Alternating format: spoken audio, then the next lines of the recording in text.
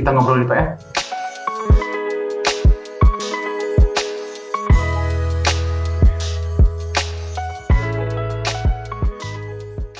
Assalamualaikum Sobat PR. Hadir lagi nih kita di Ngobrol di PR. Kehadiran Jun dan Jin. Sarul Gunawan sebagai Wakil Bupati Bandung. Apa kabar Kang Arul? Alhamdulillah sehat. Alhamdulillah sehat. Kegiatannya apa aja nih? Ya, kegiatannya berada di tengah-tengah masyarakat, menjalankan tugas sebagai Wakil Bupati, dan ngurus kantor sekali waktu di Jakarta. Oh, kantor apa? Saya ada kantor tour and travel, tapi sudah established, sudah bisa ditinggal. Jadi full. Sekarang kalau ke Bandung kok rasanya, kalau ke Jakarta tuh rasanya jauh gitu, dan saya sudah menjadi warga Kabupaten Bandung, sudah ber-KTP Kabupaten Bandung. Alhamdulillah. Oh ya, selamat ya, saya belum menselamatkan juga kemarin dengan Teh Dine. Oh iya. Sebenarnya Teh Dine juga di sini juga kemarin, beberapa sebelumnya di sini ngobrol juga. Iya. Alhamdulillah. Nah, menariknya nih, saya juga masih penasaran. Saya belum pernah ngobrol langsung ya. Susah nggak sih beradaptasi ya? Kan berapa puluh tahun menjadi di hampir bidang 30 tahun ya. Beradaptasi di entertain, terus sekarang ke politik sebagai wakil bupati. Ya. Pas awal-awal apa aja yang bikin sulit kan?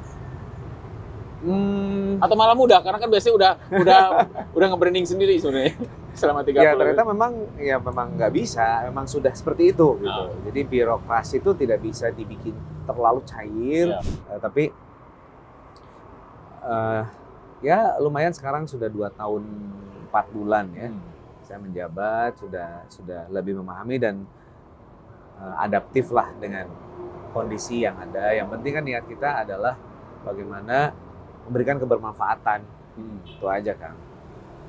30 tahun emang dulu tadi ngomong KTP Bandung, sebelumnya KTP-nya mana gitu kan? Di Bogor. Oh, kelahiran Bogor. Saya asli Bogor. Lahir besar di Bogor. Jadi sebetulnya masuk ke politik itu karena saya sebagai salah satu pelaku travel umroh haji ingin mewarnai Senayan, karena tidak ada tuh waktu itu salah satu pelaku yang berkecimpung di bidang umroh dan haji, supaya dari sisi kebijakan dan lain sebagainya lebih tepat. 2018 pada Allah saya kalah karena ya banyak hal lah, ada isu 1-2 waktu itu karena partai yang mengusung saya mungkin tidak accepted ya di masyarakat. Lalu dibawalah saya ke Kabupaten Bandung. Jadi memang saya pikir memang banyak hal yang tidak saya duga, ternyata memang ya gerak langkah saya ya saya ikutin aja.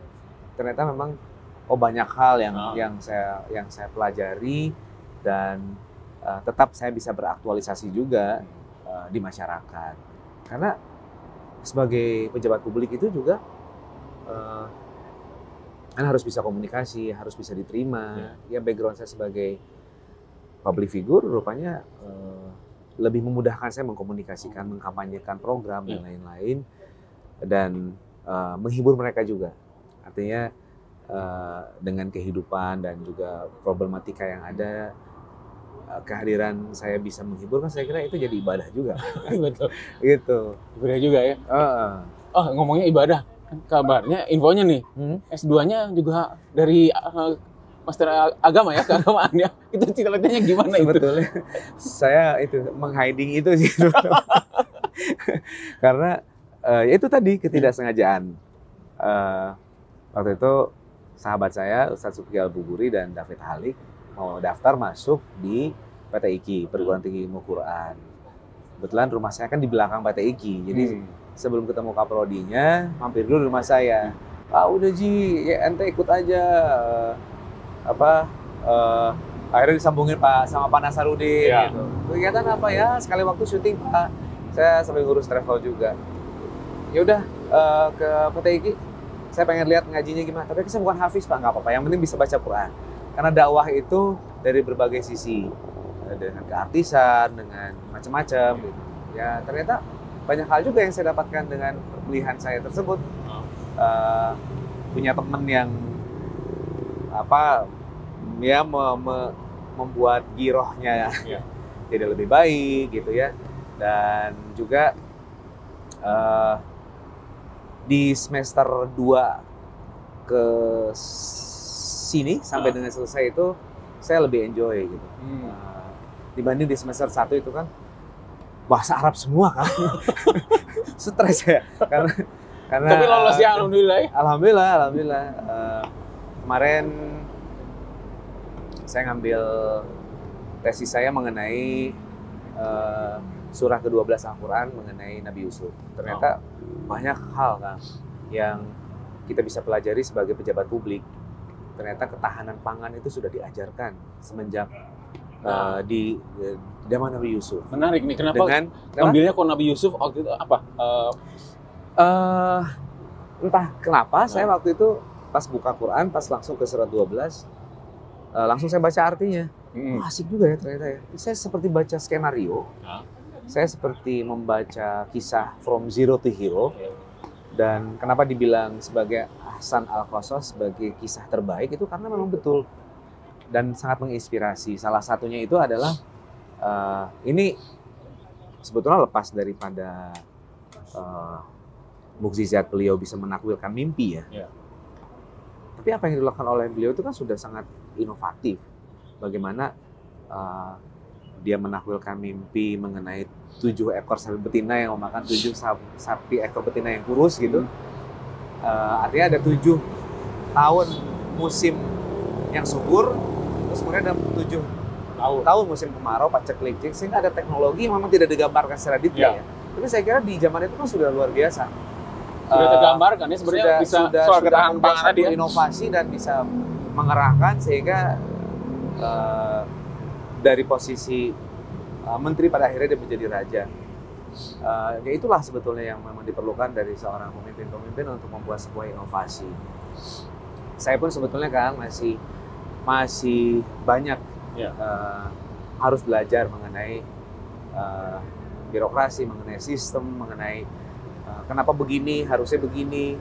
Dan sekarang kita sudah berada di era yang berbeda, keterbukaan informasi publik seharusnya bisa lebih terbuka dan menjadikan niat ya semata-mata bukan hanya niat saja tapi jadi azam gitu, niat yang sungguh-sungguh untuk merubah gitu. Saya kira ini saya jadikan sebagai media gitu buat saya, karena waktu itu kan pepolitikan kan setelah saya umur 40 ya, jadi saya pikir life begin at 40. Benarnya. Dan tantangannya berat, tapi saya akhirnya menikmati juga perjalanan saya di politik. Saya penasaran tadi ketika bicara Nabi Yusuf, ada yang relate banget nggak dengan posisi Arul sekarang yang termasuk sebagai wakil ketua, termasuk kondisi di Kabupaten Bandung gitu ya? Apakah itu masyarakatnya, terus anak-anak muda di sana, kesejahteraan di sana? Apa yang bisa dipetik dari kisah Nabi Yusuf ini? Saya kira dengan perjuangan beliau ya, dengan peristiwa yang tragis diceburkan ke sumur oleh saudara-saudaranya, terus kemudian dia dibawa oleh orang-orang yang berkuda sampai dari Mediterranean ke Mesir dan akhirnya diperjualbelikan sampai akhirnya tumbuh dewasa. Dia dizolimi, difitnah oleh istri raja dan lain sebagainya sampai dia dipenjara dan lain-lain. Saya kira ini mengajarkan satu hal mengenai konsistensi dan dia tetap menegakkan apa yang dia yakini benar. Kaitannya dengan apa yang terjadi saat ini, berarti kan sebetulnya kita diajarkan untuk istiqomah, untuk terus melakukan yang terbaik, gitu ya. Jangan kemudian kita menyerah. Yang terbaik itu kan sesuai dengan masing-masing segmennya. Anak-anak muda dia bersekolah, dia harus bisa melakukan yang terbaik, mengisi kesempatan yang orang tua berikan, jangan menjadi generasi rebahan. Bagaimana dia bisa terus mengukir prestasi, dan bisa menyesuaikan dengan kondisi sekarang yang make money gitu ya, memanfaatkan teknologi yang ada. Karena memang beda Kang, generasi dulu dengan yang sekarang ini kan harus informasi begitu Jelas mudah, banget, ya. dan dia bisa jadi artis sekejap mata ya, dengan Beda ya, dengan di tangannya ya. Dan bisa mendapatkan follower, viewers dan sebagainya. Zaman dulu kan, saya di TVRI tahun 93 saya audisi di TVRI. Pertama kali tuh yang mencoba. Pertama kali. Apa dulu audisi untuk? Audisi untuk Asia Bagus. Pertama kali seumur-umur naik pesawat. Dari mana ke mana gitu? Ya dari Indonesia ke Singapura. Karena kan di Singapura ya ininya. Ya banyak hal yang saya pikir kalau dulu tuh kita ditempatnya tuh luar biasa ya. 93 itu baru lulus. 93 lulus SMA. Saya audisi 93, berangkat ke Singapura setahun kemudian. Jadi kita tuh ngalamin tuh yang menguler sampai di luar jalan raya di Senayan Ngantri dari pagi sampai saya kebagiannya jam 5 sore, itu dari seluruh Indonesia itu. Kan hiji-hiji nah, karena TV TVRI unggul. Jadi itu belum ada yang lain? Belum, SCTI baru lah. Baru, beda zaman, beda cara berjuangnya, beda cara ini. Betul, kalau kita kaitkan lagi dengan skup yang lebih luas, katakanlah daerah. Ini kita sekarang ada di Asia Afrika, di kota Bandung dengan gedung-gedungnya, dengan identitasnya yang memang sudah urban. Saya punya mimpi sebetulnya Kabupaten Bandung itu harus punya identitas. Karena ketika dulu menjadi satu, dulu kalau nggak salah 1809 gitu ya, sampai akhirnya menjadi terpisah menjadi kota Bandung. Dulu kan Kadipaten, jadi menyatu. Yang terbaru Cimahi, KBB, gitu. Kabupaten Bandung dengan kultur yang ada, dengan luas wilayah yang luar biasa, 176.000 hektar, dengan potensi yang potensinya banyak, potensi alam. Banyak sekali potensi alam. Saya kira perlu kita punya big data mengenai apa yang kita punya dan identitasnya apa yang mau kita munculkan. Kalau misalnya di setiap sudut Kabupaten Bandung ini banyak pondok pesantren misalnya, kenapa nggak kita munculkan dari sisi itunya, mix antara budaya Sunda dengan keagamaan misalnya, dengan tagline yang memang mau menggambarkan itu. Karena ketika kita berjalan tidak punya identitas, kita seperti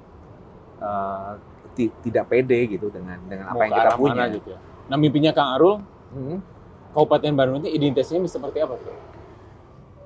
Kan wisata alam punya, terus budaya banyak, terus kemampuannya. Kemarin saya jalan-jalan ke Kabupaten Bandung, ada desa wisata, ada desa untuk pandai besi, ada desa apa gitu ya. Dan sudah mengarah ke sana kan.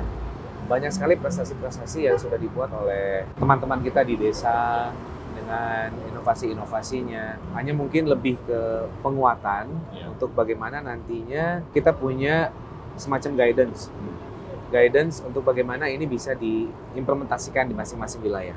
Dengan 270 desa, 10 kelurahan. 270 desa. Ini punya manpower yang berbeda-beda, Kang. Jadi bagaimana pengelolaan di wilayah itu harus menjadi sebuah rumusan yang kita harus buat. Kita harus buat guidance. Dan yang saya bilang tadi mengenai big data, contoh kan, di Tahura, UPT-nya kita yang bayar. Tapi untuk putaran provinsi. Di bawah provinsi ya? Ya, kalau kehutanan kan di bawah provinsi memang. Tapi untuk parkir, event, dan lain sebagainya ke provinsi. Nah, kita abai dengan itu. Kalau bukan kita kan harusnya ya siapa lagi gitu kan ya. Betul. Dan itulah mungkin perlunya big data. Kita mendata seluruh aset yang ada di Kabupaten Bandung, baik itu yang terafiliasi provinsi, pusat, swasta, semuanya, sehingga kita bisa tahu kita punya bergen. Jantan tidak dari satu sumber yang namanya APBD, kita punya banyak sekali sebetulnya aset yang bisa dioptimalkan sebetulnya. Saya yakin Kabupaten Bandung dengan saat ini yang memang menjadi barometer daripada perkembangan di Jawa Barat dengan jumlah penduduk yang ya cukup besar ya, bonus demografi yang luar biasa, kedepannya bisa menjadi lebih baik lagi dengan adanya upaya-upaya itu dari semua pihak dan kita harus lebih memahami lagi apa sih artinya pentahelix itu.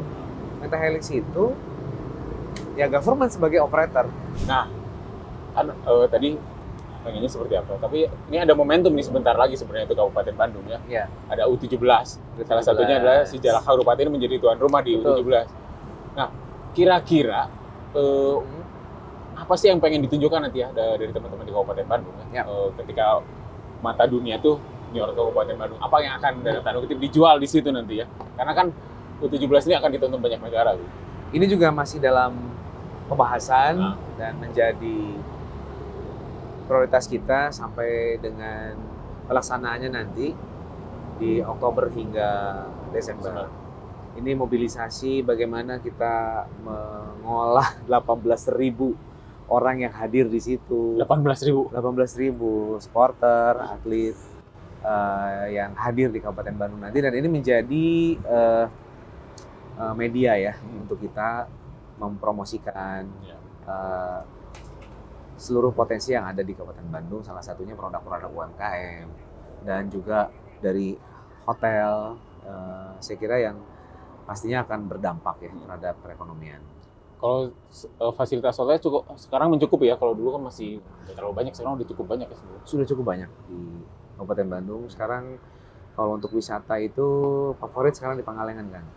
Karena banyak pelaku-pelaku wisata di sana yang cukup agresif mempromosikan dan dengan aksesibilitas yang baik ya sebetulnya. Saya kira sorean bisa menjadi alternatif untuk tempat-tempat. Kita punya GBS ya, Gedung Budaya Sabilulungan, dengan tempat konsert yang cukup memadai. Kita juga punya tempat-tempat yang lain, hotel cukup representatif di Kabupaten Bandung. Saya kemarin baru nginep di glamping di Ranca Upas ya, kan enak juga di sana. Tapi sayang hanya sehari. Kalau 2 hari masih kurang ya kan? Karena kita ngeliling ke sini teh, udah habis waktu ke sini, habis waktu. Belum ke Kawah Putihnya ke sana. Betul. Karena di satu kawasan itu kan ada banyak dan spot-spotnya. Kita saat ini juga terus membenahi lah untuk supaya kerasan orang-orang hadir di Kabupaten Bandung. Jalan kemarin sih udah mulus kemarin ya, jalan ke arah Ciwidey itu udah bagus kemarin. Jadi menikmati juga perjalanannya ke sana. Yang terlalu macet. Memang. Jadi kalau kita lihat misalnya ke Pangalengan sampai dengan ke Purut, perbatasan Garut itu sekarang sudah mulai ada pelebaran jalan, perbaikan, karena kita menyadari bahwa di wisata itu juga sangat-sangat meningkatkan perekonomian. Kemarin waktu COVID, kota Bandung kan kayak kota mati kan. Iya. Tapi di Kabupaten Bandung penuh. Karena orang kembali ke alam. Karena mereka ingin ke fresh air. Iya, pariwisata akan menjadi sebuah sektor ekonomi yang kuat juga kalau di Kabupaten Bandung, karena spotnya banyak pisan. Betul. Itu baru daerah sana, belum ke arah timur gitu ya. Betul. Kan kabarnya juga sering sepedahannya bisa kelacak juga menurutnya kan. Tempat-tempat itu teh. Kemarin saya ke Cimaung sepedaan, waktu itu ke daerah Cicalengka di atas. Itu juga sudah ada tempat-tempat wisata. Tapi memang di timur memang masih cukup berat tantangannya, karena mindsetnya masih ke selatan. Kita di wilayah timur punya Dreamland Cicalengka, itu view-nya juga luar biasa. Kita membuka kesempatan investor untuk hadir di sana. Mudah-mudahan nanti ke depannya paling tidak bisa mengikuti lah apa yang sudah terjadi saat ini di wilayah Bandung Selatan. Nah, kalau pariwisata juga sebenarnya SDM-nya ya, ketika tadi bicara soal bonus demografi itu kan, berarti kan kita melihatnya adalah anak-anak muda sekarang gitu, generasi zilenial dan milenial. Di Kabupaten Bandung sendiri untuk mengakomodasi mereka tuh punya program apa sih Kang kalau di Kabupaten Bandung? Termasuk mungkin dalam sisi lapangan kerja ya, walaupun sekarang di zaman digitalisasi anak-anak muda bisa bekerja di mana saja dan kapan saja gitu. Dari 1,8 juta yang usia pekerja itu ada sekitar 126.000 pengangguran, dan kebanyakan di rentang usia 20 sampai dengan 24 tahun. 20 sesuai dengan sampai 24 data. tahun. Ya. Dan tentu ini menjadi tantangan bagi kita. Ini untuk anak-anak milenial generasi Z ini, untuk mereka lebih meningkatkan skill mereka, melek internet, dan kita bersama-sama dengan seluruh elemen masyarakat. Kalau melalui unsur-unsur kita di desa, melalui LPMD, Lembaga Pemberdayaan Masyarakat Desa, Karang Taruna, dan kita menguatkan 3 pilar desa, yaitu Kepala Desa, BPD, dengan LPMD untuk bisa melakukan distribusi informasi dan distribusi program. Kang itu kan ketua LPM ya? Ya, ketua LPMD. Baru Ya, aja. Nah itu programnya gimana gitu? Kan masyarakatnya sebenarnya pengabdian seperti apa sih yang dibutuhkan anak-anak zaman sekarang, termasuk masyarakat zaman sekarang kan beda dengan beberapa tahun yang lalu ya. Ketika Kang Arul jadi ketua LPM, sebelumnya mungkin sudah tahu juga ketika keliling-keliling ke beberapa titik ya. Apa yang muncul di masyarakat seperti apa sih? Kalau yang diharapkan kalau dari nanti lembaga pengabdian masyarakat nanti programnya gitu. Ya, sebetulnya begini, apa yang saat ini terjadi kemajuannya di Kabupaten Bandung ini kan sebetulnya karena dari kiprah masyarakat itu sendiri. Namun ketika kita bicara masalah anak-anak muda, ini perlu ruang-ruang, kan? Perlu ruang-ruang mereka untuk berekspresi, untuk bisa mereka beraktualisasi sesuai dengan bidang mereka. Saya seringkali ketika berkeliling ke masyarakat, apapun sebetulnya kita bisa berkontribusi bagi pembangunan. Pembangunan itu bukan hanya tugas dari pemerintah daerah saja. Bagaimana anak-anak muda diberikan motivasi untuk mereka bisa berbuat untuk di wilayahnya, anak-anak muda dengan kiprahnya. Dan itu bisa setiap desa atau mungkin beberapa desa ya bisa punya produk unggulan gitu ya untuk menjadi roda ekonomi di sana juga. Betul, seperti itu. Betul. Kemudian di Kabupaten Bandung kalau kita mapping, itu ada yang memang wilayah pertanian, ada yang wilayah perkotaan. Bagaimana konektivitas itu sulit kan kalau dengan infrastruktur. Yeah. Jadi suprastruktur sebetulnya yang seharusnya menjadi penekanan. Yeah. Apabila tercekap, Kang, upami seluruh jalan yang ada di Kabupaten Bandung itu menjadi lecir jika di kota.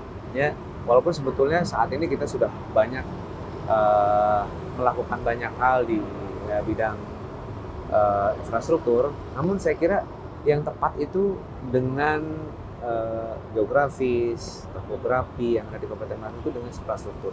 Kita punya dulu Majalaya, kota konveksi, kota industri yang terkenal, dulu terkenal pasti dan sarungnya menjadi kesana, gitu. penyumbang bagi seluruh di Jawa dulu di sejarahnya.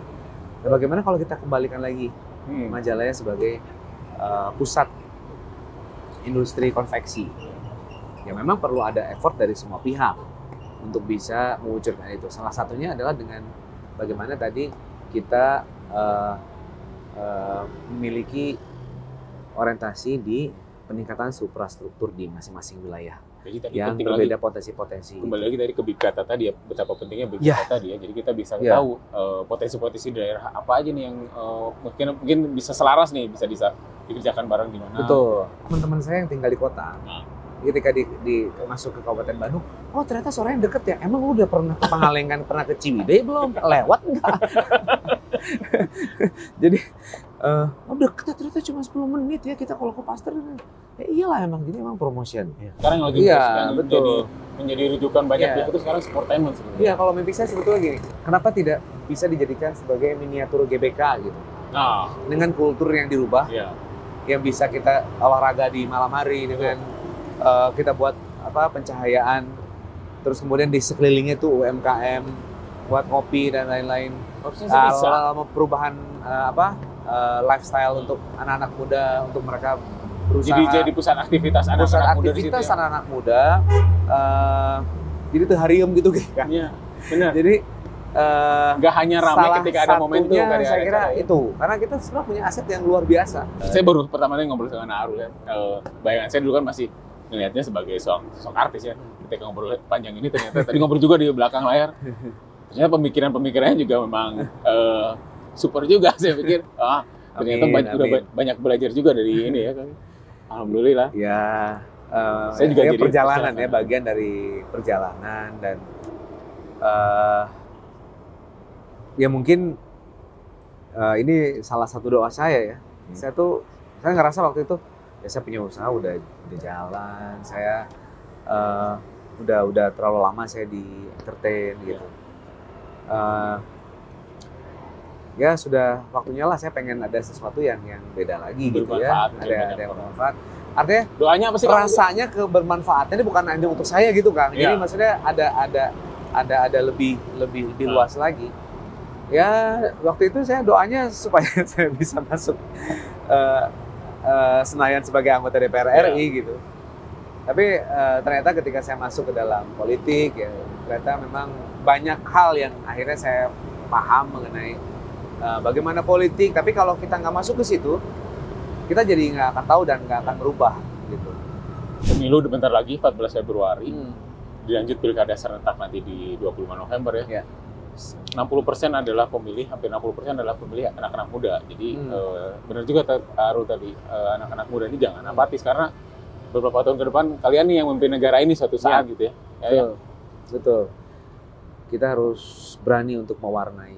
Jangan hanya diwarnai saja. Jangan hanya diwarnai saja. Tapi kan harus bisa mewarnai bangsa ini, memajukan wilayah kalian. Karena gini Kang, ternyata kan tidak sesimpel yang saya bayangkan ketika kita bicara mengenai birokrasi. Nggak bisa tuh Kang, yang misalnya kita mengajukan untuk ini terus langsung disulap ada petty cash gitu, mau bikin usaha mah gitu nya, nggak bisa. Diajukan sekarang bisa tahun depan keluar.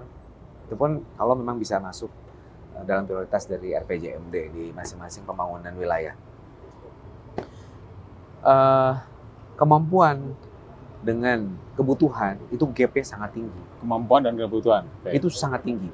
Jadi bagaimana wilayah itu bisa muncul, bisa menjadi sesuatu, bisa mendatangkan prestasi, saya kira ibaratnya kieu Kang, di satelit ya, aya nu caang seetik, aya nu poek bisa, tapi nu poek loba pamenta gitu.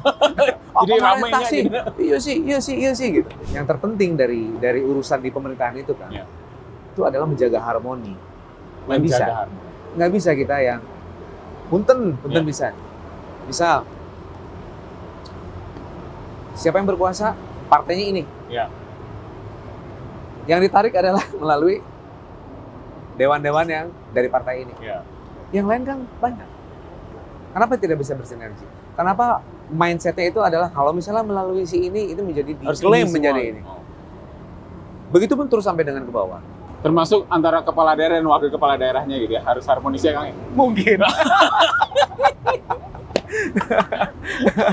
Nah, saya tadi lupa tadi. LPM. Sekarang kan ada salah satu masalah krusial sekarang itu sampah ya Kang, ketika TPS Harimukti kebakaran. Kita tidak pernah memperkirakan itu bakal kebakaran dan sekarang masih belum beres. Akhirnya beberapa sampah tertunda, hanya dibagi beberapa hari aja tiap hari. Ke apa ya? LPM di sana apa perannya? Atau misalnya Kang sebagai Arul sebagai wakil bupati? Baik, saat ini yang dilakukan oleh Dinas Lingkungan Hidup itu kita terus-menerus menggaungkan bagaimana menjaga lingkungan dari rumah dengan terus kita mengkampanyekan mengenai sampah biopori, memilah-milah, dan ini juga memang sulit.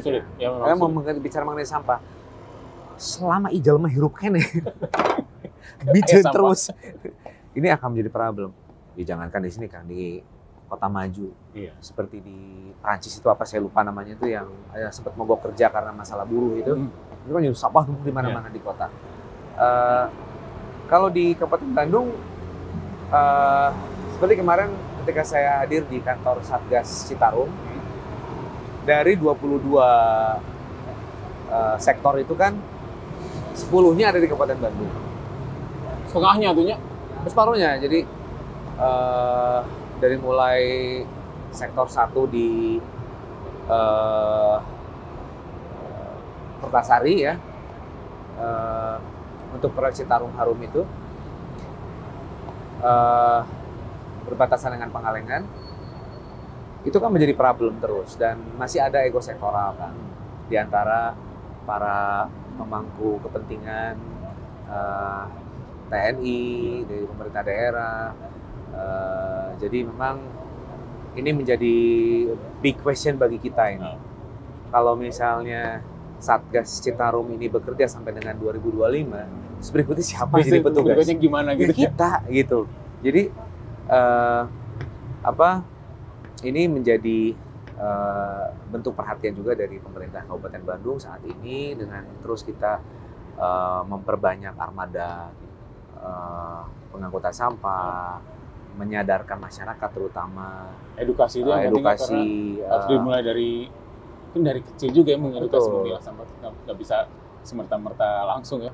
Biasanya udah lama biasanya masyarakat tuh mikir hanya buang sampah aja, padahal sampah juga menjadi tanggung jawab kita sebagai warga ya untuk mengelola itu. Betul. Ya terbukti di Citarum Harum itu problemnya 60% itu sampah rumah tangga. 60% sama rumah tangga. Sama rumah tangga. Jadi kalau beres di rumah tangga udah beres sebenarnya. Industri cuma nggak nyampe 20% kan. Industri ternyata ya yang ada di sekitar Citarum Harum itu. Ya semoga ini terus mengingatkan kita untuk tidak jemu-jemunya ya. Terus menjaga lingkungan kita dan bersinergi di antara semua. Satu lagi nih pertanyaan. Ya. Setelah menikah gimana kan? Setelah menikah lebih ya semangat. Alhamdulillah. Alhamdulillah punya teman hidup, punya teman sharing ya. Ya alhamdulillah bagi kayak jodohnya ketika saya bertugas. Alhamdulillah. Sebagai wabub. Harusnya Teh Dina kesini juga nih bareng. Iya ya harusnya ya, cuman kemarin dari sini gantian suaminya, istrinya duluan, sekarang suaminya. Nanti mas suami istri istrinya. Jadi ya alhamdulillah dipertemukan oleh Allah dengan seseorang yang kita bisa saling mengisi lah. Kita punya frekuensi yang sama, udah kayak teman aja. Karena memang awalnya juga teman. Saya masih ingat waktu pertama kali saya kenal itu, saya berkunjung ke rumah sakit AMC. Beliau bertugas itu di AMC di Cileunyi. Itu udah jadi wakil bupati? Sudah. Jadi kan saya ini sebagai ketua TPPS, tim percepatan penurunan stunting. Alhamdulillah di Kabupaten Bandung dari 31,1% sudah turun jadi 22% update-nya saat ini. Masih ada sampai dengan 14% di tahun 2024. Nah, waktu itu sedang ada pembinaan dari masyarakat AMC sebagai inisiatornya terhadap puskesmas yang ada di daerah Cileunyi. Tahun berapa itu, Teh? Tahun lalu? Tahun lalu awal ya. Tahun lalu. Terus kita sering ngobrol ya, punya background yang sama, pernah jaga rumah tangga. Satu hal yang waktu saya datang ke tempat beliau itu, lihat fotonya cuma bertiga. Kok cuma bertiga? Akhirnya celing mulai curhat, aku gini, wah sarua atuh. Jadi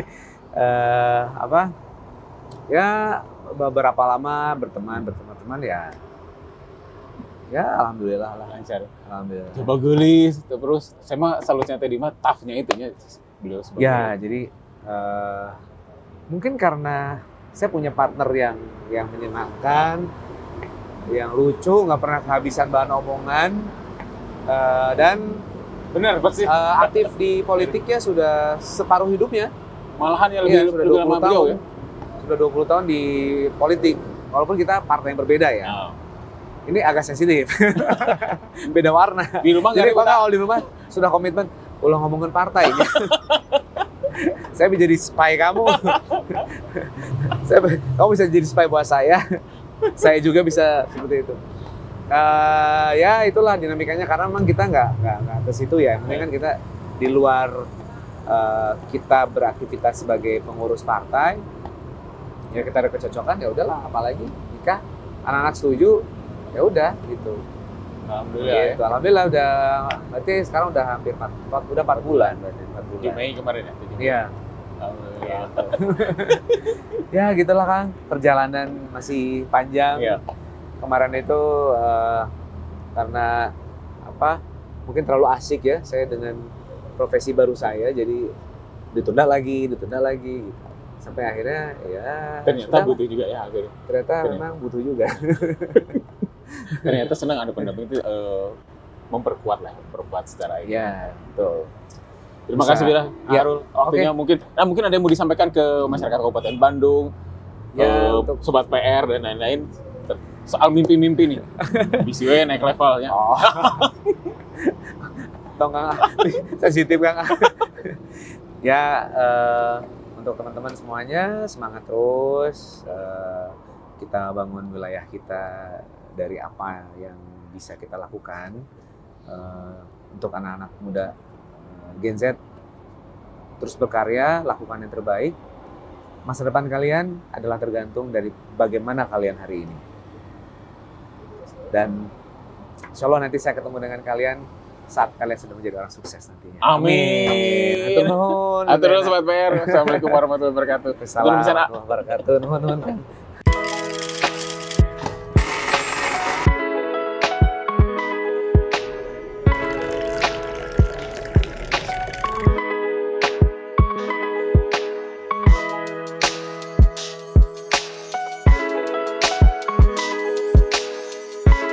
Oke, kita ngobrol di PR.